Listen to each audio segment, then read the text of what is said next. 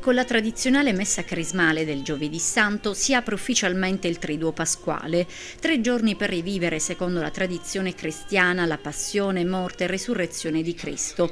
Riti tanto tradizionali quanto suggestivi che occupano la parte centrale della Settimana Santa che quest'anno però, a causa dei problemi strutturali della cattedrale e dell'intero centro storico, vedranno ad Agrigento una variazione dei tradizionali itinerari. Ad aprire il Triduo, come detto, la tradizionale messa crismale, celebrata eccezionalmente quest'anno nella chiesa di Santa Croce di Villa Seta, officiata dal vescovo di Agrigento Francesco Montenegro.